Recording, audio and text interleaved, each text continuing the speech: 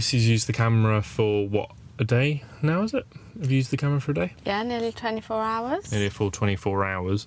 And where did we go today? What did we actually like take photos of, or what did you take photos of with it? We went to Hafren Forest, hopefully I'm pronouncing that right, and Mid Wales. I took lots of lovely photos, basically of the River Severn and a couple of mini waterfalls.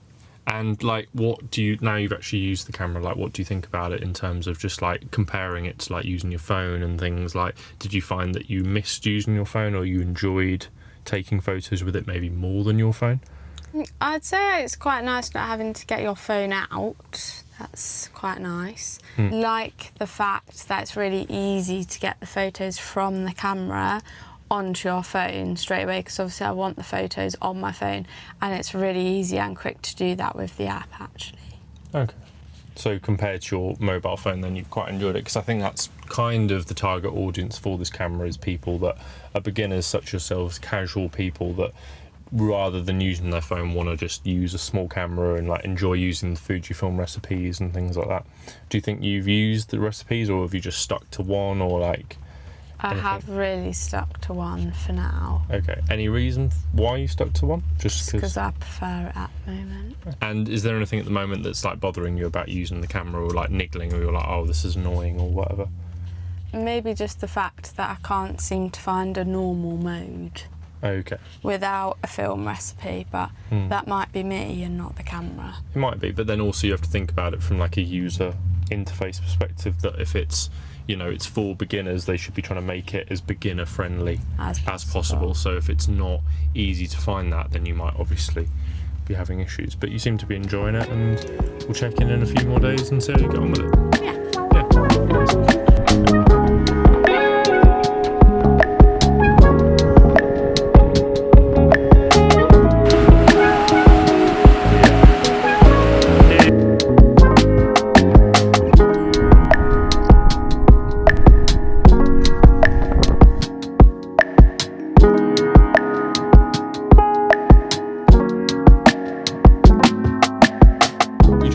Different campsite. Lucie's had a little bit longer with the camera, and I thought it would be good to sort of hop in and sort of give an update on your experience and how you're kind of feeling using the camera from a user perspective, actually using it out in different locations, because we've gone to different places today, and then maybe anything that you think's like lacking now or missing, or like would you still rather go for your phone? Because I think that's ultimately the dilemma, is would you just go for your phone and then apply like a filter to it afterwards, or want to use the camera?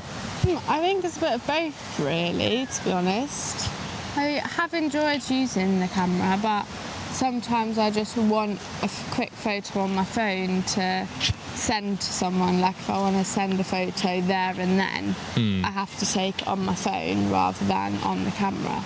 Okay. And I kind of want the photos that I take on the camera to be almost like nice photos with a purpose, and not just of anything. Okay. Maybe. So like with the app doesn't do a good enough job, or because I haven't used the app yet, so like how do you feel about using the app? Does it help make it easier to get the photos off, or is it just another barrier in terms of like actually wanting to use it because you think, oh, I've got to get the photos off and I can't be honest? No, the app's very easy and accessible to use, but obviously I'm not going to get the camera out, take the photo, transfer the image to my phone to then send it to someone. I would have just taken it on my phone if I wanted to send it there and then. If it didn't matter on the time I was sending it, I'd take it on the camera, but if I wanted to send it there and then I'd take it on my phone. And what do you think about like using it rather than your camera? Have you enjoyed using it? Is there like a nice simplicity to using it, because obviously you haven't got a phone as a distraction, and just having like a dedicated camera to actually take photos with? Yeah, I have enjoyed using it in that regard. I don't really know what else to say, to be honest. Well, like look about like the style of it and how it works, and what do you think, you know, do you like the look of it? Do you like the sort of feel of using it? Do you like the fact that it can fit like in a handbag easily, or you know, the cameras handy. I use are a lot bulkier, so yeah, the fact that it can just go in your pocket if you need it to is quite handy, and I like the way that it looks quite cute. It's just a bit like a film camera, but you can see what you're taking a photo of, really. Yeah.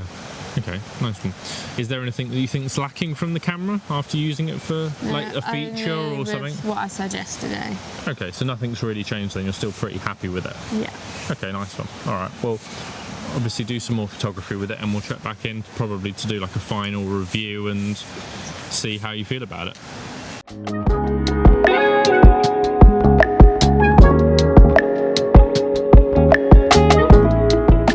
So, as you can probably see, we are not in Wales anymore, we're not travelling anymore, we are back in my office. However, I wanted to get Lucie's final takes on using the Fujifilm X Half camera.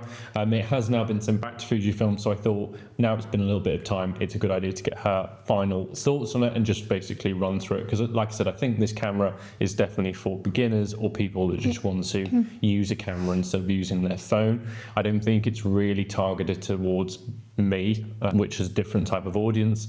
So we're going to run through some questions and hopefully she's got some insights that people want to listen to. Firstly, can we just talk about, like, obviously you've seen me using cameras and things like that, but what was your first impressions of the camera and type of setting it up and using it overall? What did you kind of think compared to what you've seen before? It was quite easy. I didn't really use the exposure feature or the aperture feature.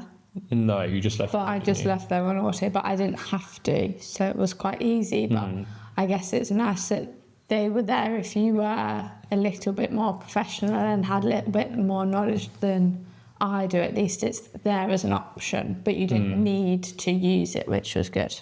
Okay. Ease of use. How easy was it to actually just grab it, take a photo, and do what you needed to do?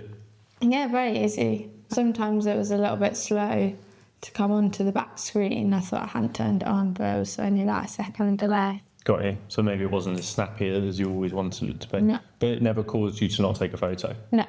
Okay, well, that's right. Obviously, Real World Use used it for a week in Wales, mainly instead of using your own phone. How did you find that? Yeah, it was really good. One of the pictures that I wanted to take, it didn't quite pick it up on the camera, so I took it on my phone instead. But I think we said that was to do with the exposure or something. Yes, yeah.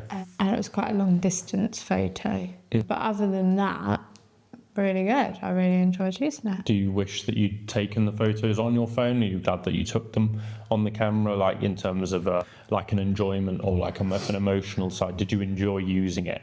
Yeah, I did really enjoy using the camera. I think it was quite nice. It was a bit different. I'm not sure if I had it as a permanent camera, whether the novelty of taking pictures on a camera would wear off, or whether I would still enjoy using it. I'm not sure whether it's because I was on holiday and it felt a bit like I was using a Fujifilm camera, that it felt quite enjoyable, but I'm not sure if would I use it all the time. No. Did you go an emotional like attachment to it in terms of like using it and enjoying it, and like do you miss the fact that you haven't got it? Yeah, I feel a bit sad that I haven't got it anymore, so definitely maybe think about getting one in the future.